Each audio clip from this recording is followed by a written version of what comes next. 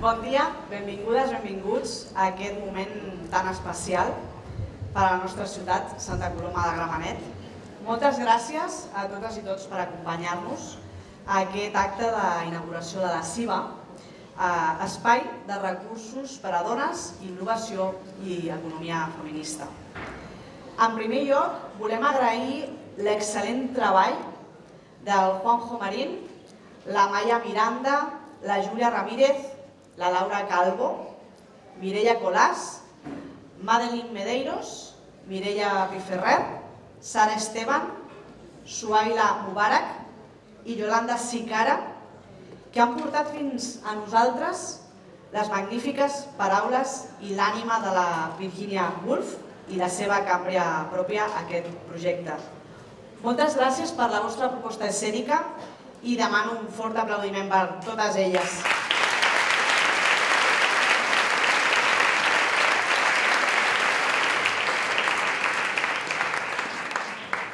Una cambra pròpia i 500 guinees són condicions necessàries per a la llibertat de les dones i ho eren per l'escriptora Virginia Woolf i per a totes les dones de començament del segle XX. Però en realitat ho continua sent, també per a totes nosaltres, les dones de Santa Coloma i les dones de tot el món. I aquest, precisament, l'anhel de llibertat, és el que respon la CIBA, aquest espai emblemàtic que avui ja és una realitat. Volem que la CIBA sigui un espai de referència pel desplegament de polítiques d'igualtat i feminismes. Volem que sigui una cambra pròpia per a les dones, un motor d'innovació, de participació, de creació i de futur, per les dones de la nostra ciutat i per les dones de tot el món. Avui totes compartim un sentiment d'orgull i devoció de convertir un somni en realitat. I això només ha estat possible gràcies al lideratge, gràcies a la força de la nostra alcaldessa, la Núria Parlon, i també del compromís molt important del Consell de les Dones i de tots aquells moviments feministes que donen força a aquest projecte, que donen força a Santa Coloma. Sense totes vosaltres no hauria estat possible. I per poder compartir aquest sentiment i la significació de la CIBA, demano, sisplau, que pugi a l'escenari la Núria Parlon, alcaldessa de Santa Coloma de Gramenet, i l'Alba Barnusell, diputada delegada de Polítiques d'Igualtat a la Diputació de Barcelona i delegada per la presidenta de la Diputació de Barcelona.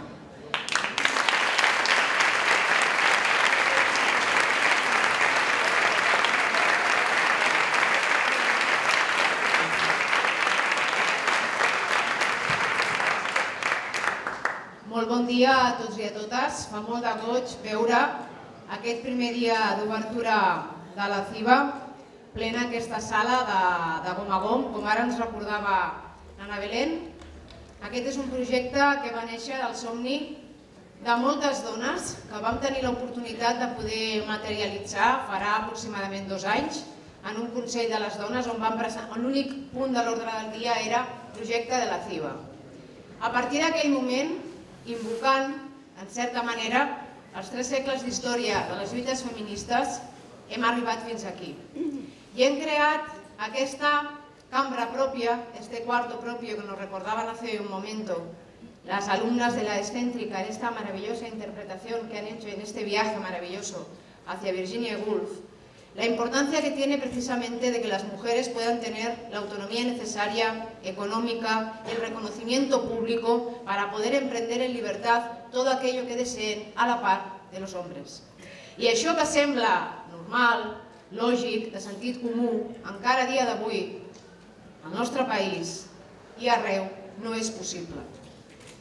Una ciutat com Santa Coloma, que veu de les lluites, de la reivindicació, de la capacitat de compromís, aporta el seu granet de sorra en un espai com aquest, que és un espai obert precisament a la innovació, a la creació, a la possibilitat que en un futur, perquè avui penseu que només estem posant en marxa el que seria la meitat de l'espai de la CIVA, és a dir, la part que està destinada a atendre les situacions de violència masclista que pateixen les dones, nens i nenes, que després a una visita que podrem fer ho podreu veure a baix, i l'espai destinat a la creació, com és aquest, a la participació, a la innovació, l'espai infantil, el centre d'atenció a la població jove, a les dones que han nascut dones, a les dones que es fan dones, a totes les dones, aquí en aquest espai, que evidentment també està obert a tots els homes.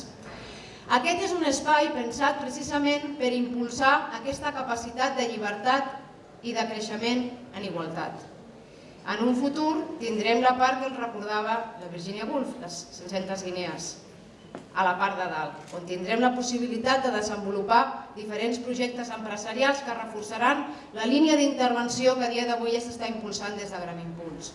I també tindrem la possibilitat, i és un aspecte molt important, de recuperar la memòria històrica de totes les dones, les de la nostra ciutat, que no està prou recollida, i també, sobretot, obrir la possibilitat d'investigar en qüestions de gènere. I també tindrem la possibilitat de poder comptar amb l'espai de la residència per atendre situacions immediates de violència masclista, reforçant el protocol que ja existeix a la nostra ciutat i també per acollir estades de dones, homes que vulguin investigar en gènere. Una habitació pròpia oberta a tota la ciutadania de Santa Coloma i especialment un homenatge i un reconeixement a totes aquelles dones que ens han precedit i que fan possible que avui estem aquí. Vull agrair molt a l'Alba Barnusell que ens acompanyi com a diputada de Polítiques d'Igualtat de la Diputació de Barcelona i a tots vosaltres, regidors, regidores, institucions, persones que heu vingut d'altres institucions, activistes. No vull personalitzar perquè en deixaria molta gent, diputada, diputats, alcalde, hi ha moltíssima gent aquí que ha fet possible aquest projecte i que li donarà sobretot l'esperit i la força perquè no sigui un somni, sinó que sigui una realitat per les nostres mares, per les nostres filles, pel passat, pel present i pel futur. Moltíssimes gràcies a totes i a tots per estar aquí i espero que aquest projecte sigui un espai comunitari que ens ajudi a créixer a Santa Coloma, però que també ajudi a moltes altres dones que no viuen aquí, però que tindran l'oportunitat també de contribuir a aquesta història, una petita història, una humil història que neix a dia d'avui a la ciutat de Santa Coloma. Gràcies i a tots i a totes per acompanyar-nos.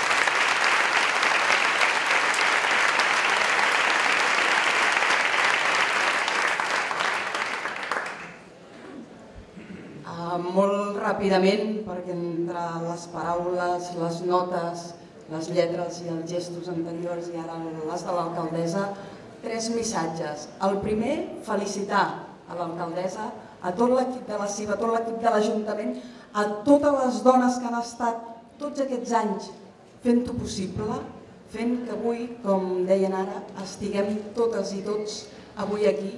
I gràcies a tothom que hi ha portat el seu granet de sorra per poder inaugurar avui aquesta primera fase d'aquest espai i felicitar en nom de la presidenta de la Diputació de Barcelona a totes aquestes que ho heu fet possible i a la seva alcaldessa. Un municipi que té llarga trajectòria en la defensa de la igualtat. Ho té el municipi, ho té la seva alcaldessa, ho tenen les seves veïnes i els seus veïns, ho teniu tota la gent de Santa Coloma i és sabut. Per tant, la CIVA no neix avui, sinó que ve d'una llarga trajectòria i ve d'un per què. Obre les seves portes i obre ja les seves portes sent referent a Santa Coloma, a la província de Barcelona, a Catalunya, a Espanya i ho serà també a nivell europeu. Deixeu-me dir, perquè també buscava informació, centres com aquests no n'hi ha pràcticament cap a nivell internacional. Per tant, és una aposta arriscada, valenta, que serà referent i que ho seguiran molts municipis, segur, com ja segueixen altres esteles que heu marcat des de Santa Coloma. Per tant, des d'aquí, ben arrelada la història, construint present i també, sobretot, com deia l'alcaldessa, marcant camí de futur amb aquest espai que obre possibilitats de cara a la defensa de la dona, dels drets de les dones i dels homes, dels drets de tota la ciutadania i, per tant, que escrivim aquest futur totes juntes. Santa Coloma és una peça clau i amb aquest equipament que acabeu d'obrir tots plegats, que el disfruteu i a fer-lo créixer encara molt més. Moltes gràcies i endavant des de la Diputació.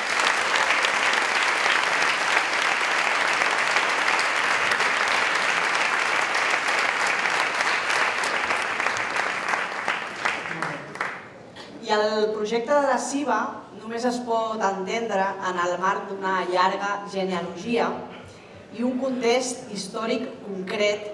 De fet, moltes són les veus que parlen d'una quarta onada feminista.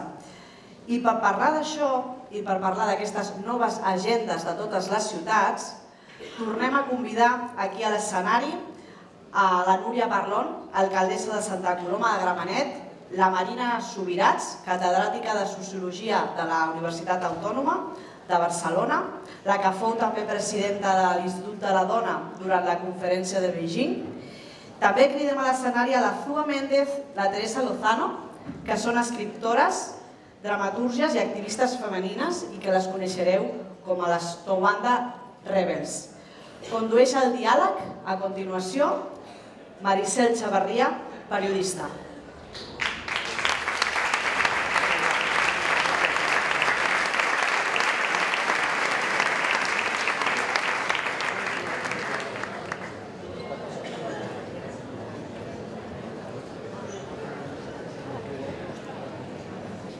Bé, abans li estava comentant a la Núria Parlon que realment això de que sigui un espai tan gran en un moment donat importa, no? És com un political statement, que diríem, no? Fem la nostra presentació en molts metres quadrats, milers de metres quadrats.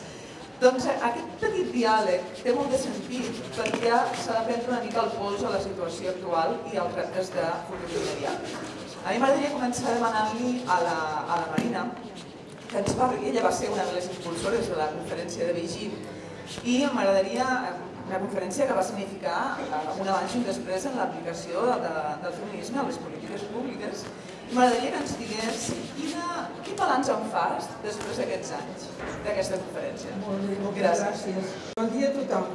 Primera cosa, fa moltíssima il·lusió estar aquí amb vosaltres i veure aquest centre que esteu organitzant. Felicitats, Núria, i tot el vostre equip, perquè segur que no ha estat fàcil i és importantíssim el que les dones tinguin llocs com aquests per poder desenvolupar. Mireu, si penso ara en la conferència que vam tenir fa 25 anys, aquest any es van fer bastants actes per celebrar el 25 aniversari de la conferència, el que se va dir la conferència de Beijing, o Pequín, que es va fer l'any 95, i que era una conferència de Nacions Unides que es va fer efectivament a Pequín. Jo vaig viure moltíssim i amb moltíssima responsabilitat i amb moltíssima angoixa, també us diré, perquè em va tocar per atzar de la vida, en aquell moment jo era directora de l'Institut de la Mujer de l'Estat i, a més, que era l'organisme que havia de preparar la participació a la conferència i, a més, era quan Espanya tenia la presidència europea. Per tant, nosaltres érem portaveus d'Europa, dels països que formaven, eren 15 en aquell moment, Europa, que va ser un dels sectors més avançats. És a dir, érem un bloc que intentàvem avançar, mentre que hi havia moltes coses que no avançaven. Però abans d'entrar a explicar-vos molt breument, us volia dir que una de les experiències que jo vaig tenir en aquella època és donar-me compte que el tema de la igualtat de les dones i de l'avanç de les dones ha de caminar per anar bé sobre dos peus. Un que és el moviment de les dones, que és el fonamental, que és l'empenta, que és la decisió, però també les polítiques que es fan des de les institucions. Quan només hi ha l'empenta, fem força, però en certa manera és com si ens treballéssim contra la paret. No passa res. Si només hi hagués la intenció política, què passaria? Que no ens sentiu bé.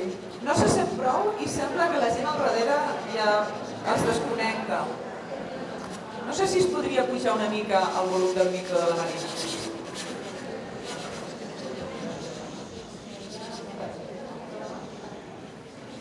Amb un micro de mà tot se soluciona.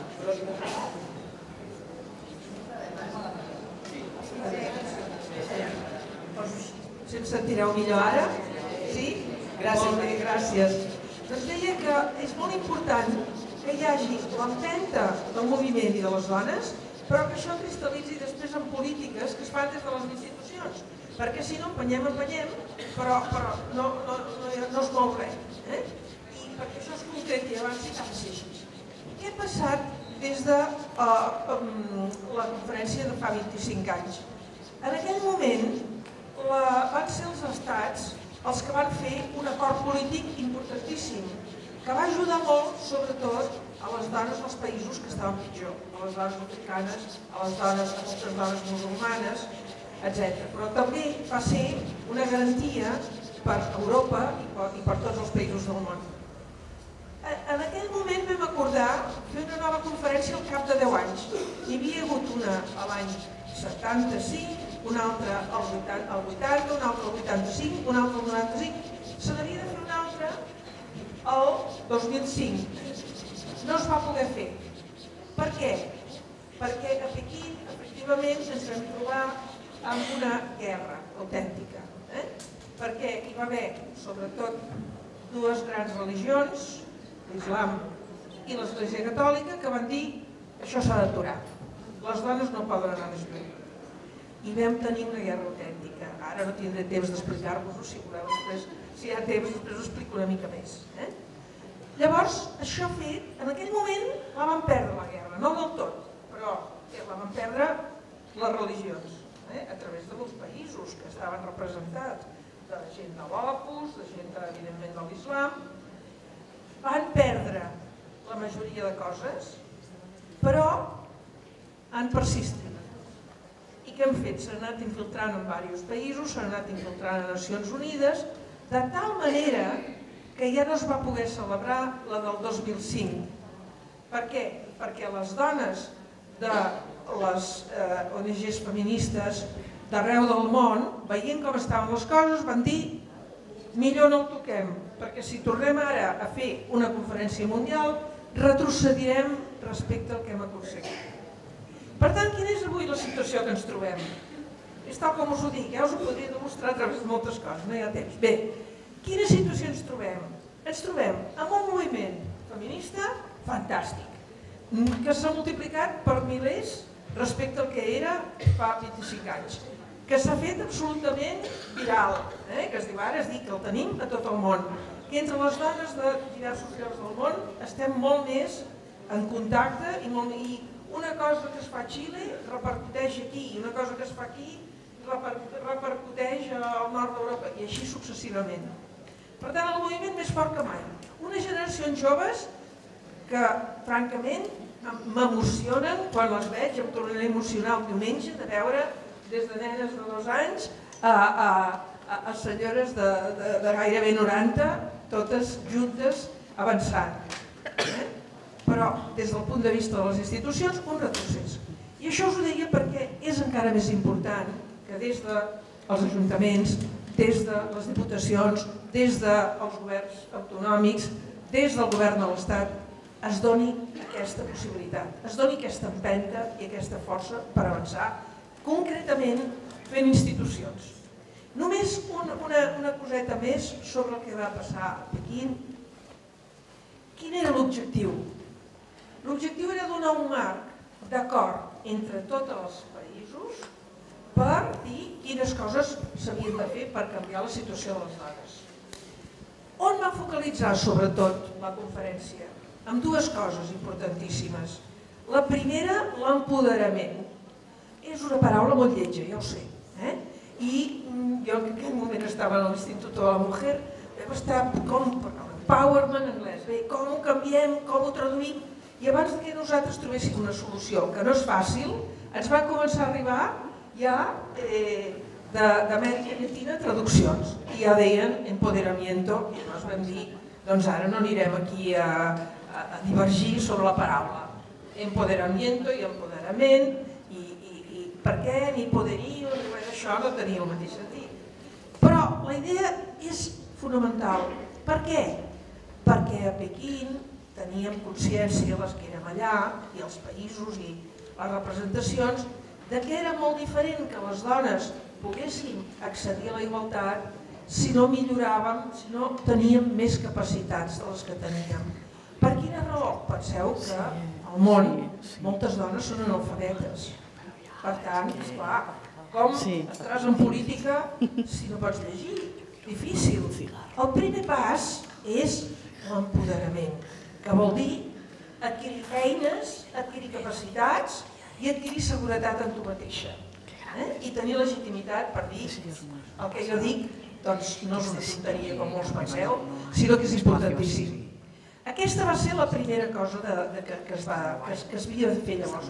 I per això els acords comencen amb 3 capítols. La pobresa, l'educació i la salut. 3 coses fonamentals. La pobresa, les 500 guinees de la Virginia Woolf. Si som tan pobres, difícilment podrem fer res. L'educació, bé, doncs tot que les dones puguin llegir, que tinguin l'habitació pròpia per poder estar tranquil·les, que puguin escriure, etc. I la salut, fonamental. En la salut vam perdre, ja acabo de seguida, vam perdre una cosa fonamental perquè estàvem nosaltres demanant el que ens en diu els drets sexuals i reproductius, que vol dir cada dona ha de tenir absoluta llibertat per decidir sobre la seva vida sexual i sobre la seva reproducció. Per tant, no hi pot haver ni casaments forçats, ni violacions, ni embarassos no volguts, ni res de tot això. Cada dona ha de poder decidir sobre què vol fer amb la seva vida sexual i amb la seva capacitat reproductiva. Bé, vam obtenir una formulació, però no com la idea de drets sexuals i reproductius. Això encara està per obtenir a nivell internacional, però vam obtenir moltes altres coses. Només per acabar, hi va haver una altra paraula important, que en aquell moment, molt important, que en aquell moment va sorgir i que s'ha afiançat molt, el terme gènere. El terme gènere. Per què? Perquè, fixeu-vos, mentre no teníem el terme gènere, ser dona era ser dona, i les dones són així, Déu les va fer així, no es pot canviar res.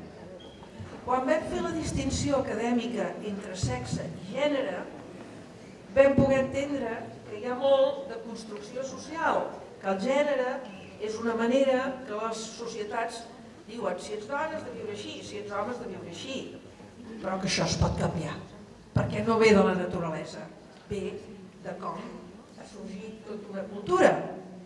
I, per tant, el terme gènere era molt important. I era justament el punt clau que no volien acceptar les religions.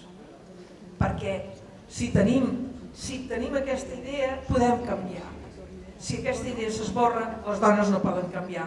Enteneu? Per tant, van desenvolupar tota una teoria que ara torna a córrer, fins i tot entre nosaltres, que tenim la desgràcia de tenir uns partits energúmens altra vegada, aquesta idea de la ideologia de gènere.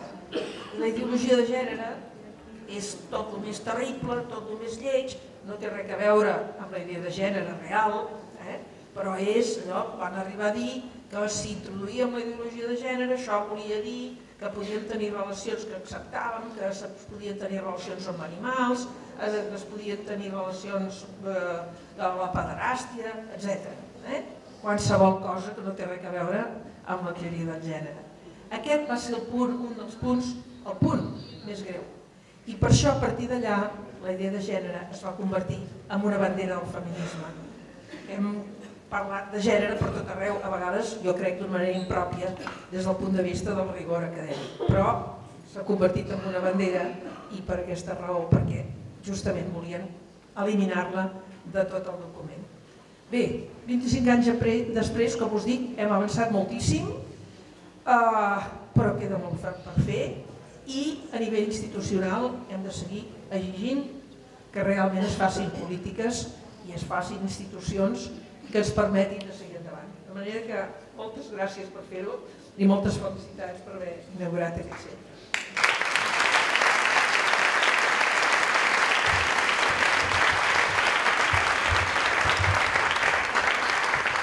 Gràcies, Marina. Sempre tan il·luminadora. T'agraïm moltíssim aquestes qüestions claus del que es va aconseguir, del que no s'ha aconseguit, i sembla mentida que al cap de 25 anys encara estéssim pendents del tema dels drets sexuals i reproductius, que imagino que generacions posteriors d'alguna manera a dintre del seu cap donen per assumits i en canvi políticament no tenen la seva translació.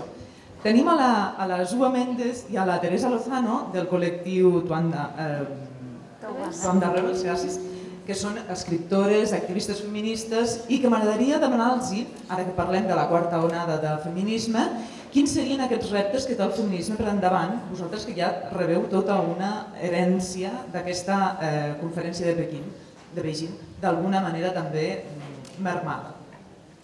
¿Qué tal? Buenos días. Lo primero de todo, muchas gracias por invitarnos, Nuria, Maribel, bueno, Marina, qué placer escucharte siempre. Y es un placer sentirse tan bienvenida en un espacio como este, que siento de repente que formamos parte todos los que estamos aquí de un momento de historia. Así que con esa cosita en el estómago de estar emocionadas de verdad de estar aquí, pues nosotras realmente pensamos que los retos actuales de esta cuarta ola feminista, lamentablemente en muchos de ellos siguen siendo prácticamente los mismos que teníamos en aquella conferencia de Pekín, porque si entendemos que este mundo es global, también tenemos que darnos cuenta que aunque quizá nosotras aquí hayamos conseguido conquistar los derechos legales, tengamos una libertad legal, formal, que no es real en muchos casos, porque lo vemos en las cifras de mujeres asesinadas, de violadas, Claro que sí, para nosotras es muy importante hablar de la prostitución, de los vientres de alquiler, de la mercantilización finalmente del cuerpo de las mujeres, de la cosificación de nuestros cuerpos, de tantas y tantas cosas. Seguimos teniendo que hablar de brecha salarial, seguimos teniendo que hablar de que las mujeres seguimos cargando con los cuidados, seguimos teniendo que ver en los hospitales cómo siguen siendo las mujeres, madres, hijas, hermanas, las que están cuidando, cómo reducimos nuestras vidas y nuestros sueños en pos del otro. Cuando Marina hablaba de esta palabra tan grande que es el empoderamiento y que tan mal a veces se ha entendido, yo pienso que la CIVA precisamente es un ejemplo perfecto de lo que realmente significa el empoderamiento. El empoderamiento de las mujeres solo puede llevarse a cabo colectivamente. El empoderamiento tiene que ver con todas las mujeres. No sirve de nada que una mujer se empodere mucho económicamente, por ejemplo, teniendo una empresa de camisetas, si esa empresa de camisetas está explotando a miles de niñas en Bangladesh. Eso no es empoderamiento, eso es otra cosa. Entonces, esta cuarta ola feminista tiene un componente que tiene que ver con lo colectivo de un mundo globalizado. A través de las redes sociales, nosotras hemos podido construir, nosotras digo nosotras, las mujeres, hemos podido construir una red de verdad de mujeres que están hablando alrededor del mundo, y cuando nuestras compañeras en Chile, en la represión policial, salen a las calles y empiezan a decir el violador eres tú, ese movimiento se replica inmediatamente y se resignifica en cada espacio del mundo con las particularidades de la violencia que sufrimos las mujeres en Turquía, en Madrid, en París, en Londres, en Asia. Y es impresionante que se entienda tan bien que no seremos libres mientras que todas las mujeres no sean libres. De nada me sirve tener una situación medianamente privilegiada, porque el nivel de violencia simbólica que conlleva el hecho de que haya mujeres prostituidas en las calles de mi país, en los pisos de mi país, que haya mujeres de segunda, hace que sea imposible que yo pueda seguir mirando para otro lado. Y pienso que nosotras no somos una gota en el desierto, nosotras simplemente hemos recogido ese movimiento, toda esa teoría de mujeres maravillosas que antes de nosotras nunca bajaron los brazos, y tenemos un deber por las mujeres que no pueden de estar dando aquí la cara porque tienen que cuidar y que tienen que cargar y tienen que estar pues también luchando por su propia vida. Tenemos un deber de luchar por ellas, por todas, y por eso muchas gracias, Nuria, por este espacio.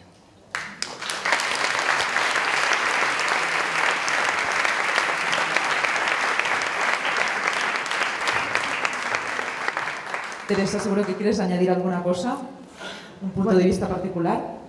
Quiero añadir, quiero reiterar que estamos contentísimas de estar aquí, que nos parece una iniciativa preciosa, apasionante, que necesitamos todavía muchos espacios propios las mujeres, a nivel particular, pero también a nivel institucional, que todavía necesitamos muchísimo apoyo institucional, que con cómo tenemos ahora mismo el panorama político, pues es de agradecer que existan estas iniciativas, un poco contrarrestando a la ultraderecha y a todos los recortes, ¿no?, que quieren hacer respecto a nuestros derechos, respecto a todos los avances que hemos conseguido las feministas, y que los hemos conseguido, quiero reiterar, siempre a través de la lucha. A las mujeres no se nos ha regalado absolutamente nada. Todos los derechos que hemos ido consiguiendo los hemos conseguido en las calles, los han conseguido nuestras abuelas, nuestras bisabuelas, nuestras hermanas, y están ahí para todas, ¿no? Creo que eso es lo apasionante del movimiento. Y al respecto de esta cuarta ola, quiero reiterar lo que supone para nosotras como mujeres jóvenes que estamos participando y siendo parte de esta cuarta ola, parte activa, la violencia sexual que estamos viviendo las mujeres, ¿no? Creo que es un tema preocupante, este auge de la violencia sexual, o al menos esta mayor visibilización, ¿no? El que ahora quizás también la violencia se ha recrudecido, precisamente también por otras industrias, que son las mal llamadas industrias del sexo, ¿no?, como por ejemplo la pornografía. Para nosotras es un tema a tratar, es un tema importante, porque la verdad es que nosotras, que hablamos mucho con chicas jóvenes, que trabajamos día a día con ellas, vemos que realmente es un problema, ¿no?, que realmente está afectando a sus vidas, y también a nivel institucional necesitamos respuestas, necesitamos que se comprenda que la violencia que después sufrimos en las calles, las mujeres, o en nuestras casas, también están amparadas por esa violencia simbólica tan potente que estamos viendo en estas industrias a las que los niños están accediendo desde los 8 años.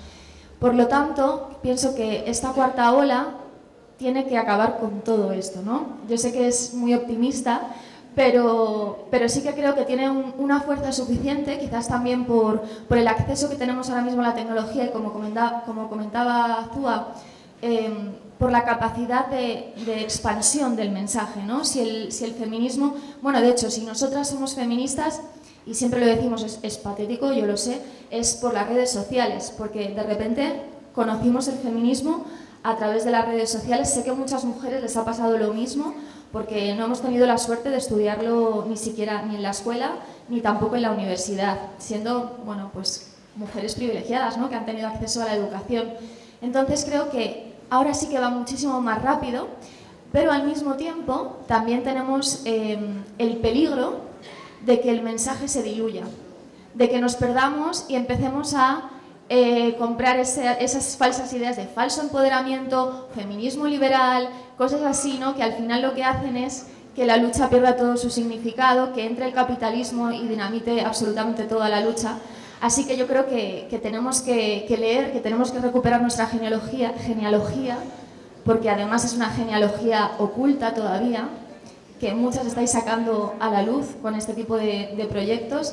No solo el de la genealogía de las mujeres, ya sabemos, las grandes feministas, las grandes teóricas, sino de las mujeres de aquí, de Santa Coloma, de las mujeres del día a día, de las mujeres que están dando el callo en su casa, que están dando el callo en el ayuntamiento, que están ahí al pie del cañón, porque creo que eso también es el feminismo del día a día, el feminismo que cambia la vida de las mujeres. Este tipo de espacios en los que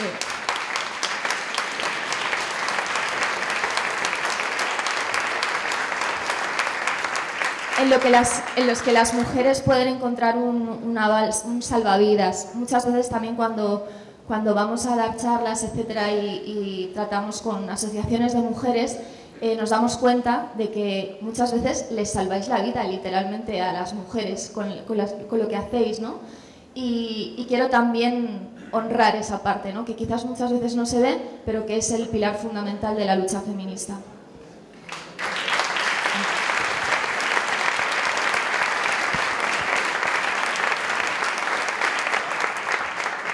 Bueno, como podéis comprobar, son rebeldes, pero con mucha causa y con la cabeza muy bien amueblada. Y eso solo a través de las redes. Imagínate si realmente en la universidad tuviéramos acceso a un mayor conocimiento de la actividad feminista. Mi pregunta para Nuria también quiere ser un poco iluminadora la respuesta, en el sentido de explícanos con qué problemas se encuentra alguien desde los poderes locales. O sea, qué es lo que se puede hacer y dónde está el tope de lo que se puede hacer en el feminismo desde una alcaldía como la de Santa Coloma. Bueno, es una pregunta compleja. Yo creo que no hay tope si realmente hay masa crítica detrás, no? I lo comentava hace un momento la Marina Subirats ens ho feia notar, és a dir, les institucions es mouen sempre que al darrere hi ha massa crítica que reclama aquest moviment. I les institucions són importantíssimes precisament per trencar inèrcies. A vegades treballem per inèrcies, el dia a dia, els canvis legislatius, que us explicaré, els que ens dediquem a la política local, a l'ARSAL, a la llei d'estabilitat pressupostària, però mentrestant la vida va succeint i va passant i les desigualtats malauradament es van cronificant. Como hace un momento comentaba Teresa, evidentemente hay muchos intereses para que la lucha feminista y el feminismo no avance por una sencilla razón, porque quiere transformar la realidad de raíz. Y evidentemente frente a esto pues se generan muchos problemas también económicos, no lo dejemos de lado. Y otra cosa también muy importante que ellas también apuntaban hace un momento, hay que romper inercias y sobre todo hay que romper las falsas mentiras. Corría cuando empezamos a pensar la CIVA que este iba a ser un espacio en el que no íbamos a dejar entrar a los hombres. Imaginaros, ¿no? A cualquiera le puede hacer pensar que el sentido común llevaría a pensar que un espacio público financiado con dinero público pues no puede más que integrar a hombres y a mujeres. Pues esto se decía.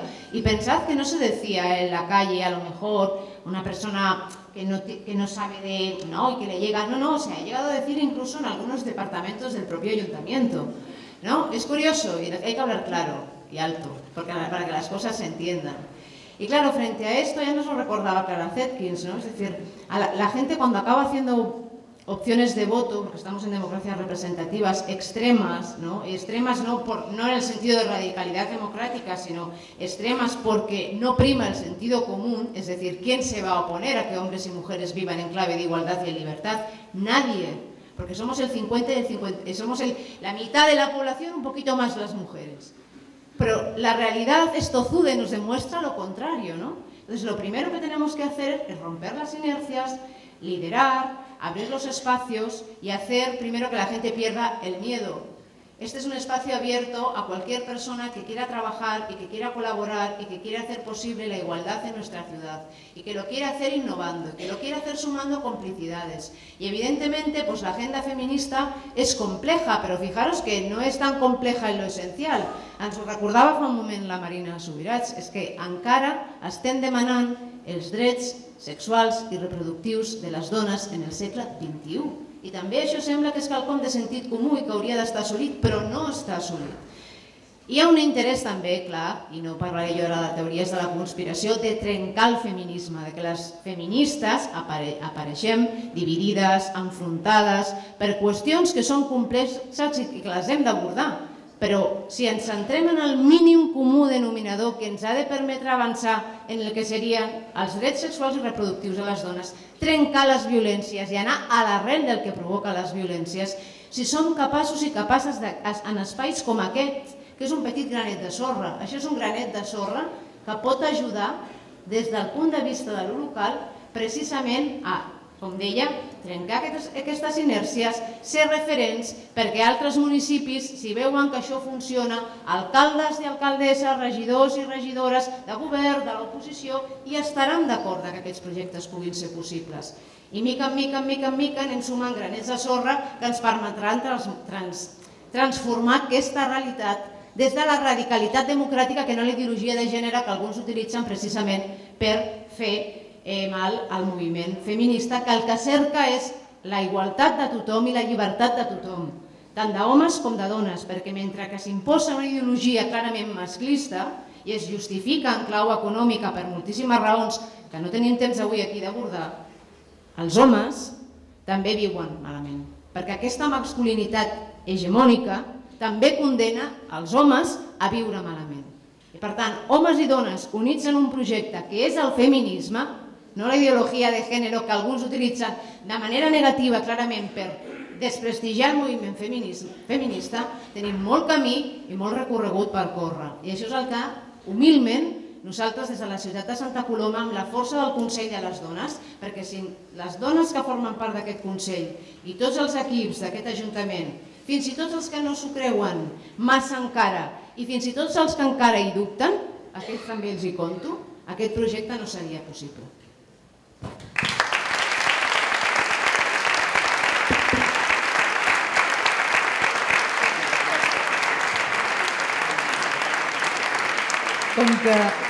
Com que no ens podem extraure el fet de que el 8 de març està aquí al costat, a mi m'agradaria que féssiu una mica la carta als Reis, que és aquell detall que demanaríeu en aquesta jornada en particular del 8 de març. Zua, per exemple. Sí, tu carta a los Reyes del 8 de març. Uy, a ver. Queridas reinas magas, para este 8 de marzo me gustaría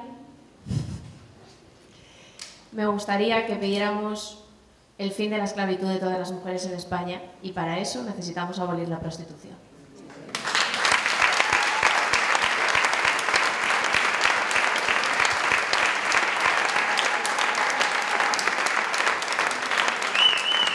Vaya jardín, ¿eh? Madre mía, yo pediría tantas cosas, pero creo que pediría una cosa muy importante y es que las mujeres estemos unidas. Que a pesar de las diferencias que hay dentro del propio movimiento feminista, que las hay, como en todos los movimientos, y es normal que haya tensiones y es normal que haya corrientes, yo no hablaría nunca de feminismos, porque feminismo hay uno, hablaría de corrientes dentro del feminismo, todas ellas válidas, valiosas, interesantes, pero creo que las mujeres tenemos que estar juntas en esta lucha, no dejar que el neoliberalismo, no el liberalismo, el neoliberalismo capitalista destruya la lucha.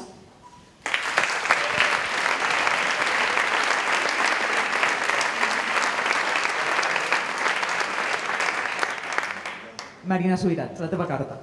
Bueno, yo fundamentalmente quisiera lo que decíais vosotras, o sea, que por favor lo de la prostitución fuera de una vez y sobre todo unidad entre nosotras y sobre todo pues digamos ver que no prevalezca todo este ruido que tenemos en este momento absolutamente contrario al feminismo y por favor que las mujeres que están ahí reflexionen porque desgraciadamente tenemos demasiadas mujeres que se están metiendo por un camino contrario al feminismo para obtener réditos políticos, cuando, la verdad es que cuando aparecen y hablan, yo siempre pienso, tú no estarías aquí si no hubiera habido muchas mujeres feministas antes.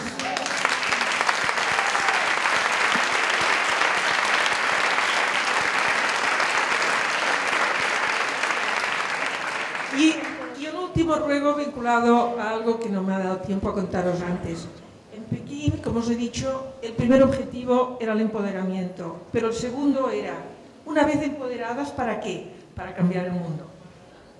¿Por qué? Porque mientras estábamos fuera, que fuera quería decir en nuestras casas, pues pensábamos que los hombres lo hacían perfecto. Pero cuando hemos salido y hemos ido al mundo público, nos hemos dado cuenta que había muchas cosas que estaban bien y que habían progresado, pero habían muchas que estaban mal. Y especialmente el exceso de violencia, de enfrentamiento, de competitividad, que yo que he trabajado sobre todo en educación, obligamos a los niños a ser así y luego pues pasa lo que pasa. Entonces hay que cambiar la cultura y con ello cambiar el mundo, lo cual no quiere decir acabar con el mundo de los hombres, quiere decir complementarlo con algo que ellos, porque no era lo que les tocaba por género, no han visto y no se han dado cuenta, pero que en realidad, como nos decía antes Virginia Woolf, ¿qué hubiera sido de las que estamos aquí sin una madre que nos hubiera parido, que nos hubiera cuidado, que nos hubiera alimentado, que nos hubiera transmitido la lengua, que nos hubiera transmitido la alegría de vivir? Pues no estaríamos. Y esto es lo que han hecho las mujeres, preservar la vida, cuidar la vida, que es lo más fundamental que se puede hacer.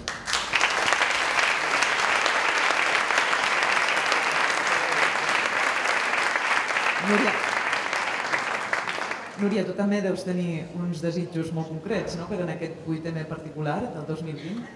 Sí, el primer, que la CIBA se'ns quedi petita. Bueno. Que la CIBA se'ns quedi petita, que se'ns quedarà petita i podrem demostrar d'aquí a un parell d'anys, i sobretot que molts projectes impulsats des de l'àmbit local i des de l'àmbit comunitari com aquest, amb tota la humilitat del món, però també amb la presència i la força que creiem que tenim darrere, pels 3 segles d'història de feminisme, de totes aquelles dones que han lluitat prèviament, però sobretot pel futur de les que vindran. O sigui, la CIBA que es quedi petita i molts altres projectes que es diran d'una altra manera arreu dels nostres municipis catalans per fer que aquest corrent, aquesta força del feminisme, permeti transformar la vida de molta gent.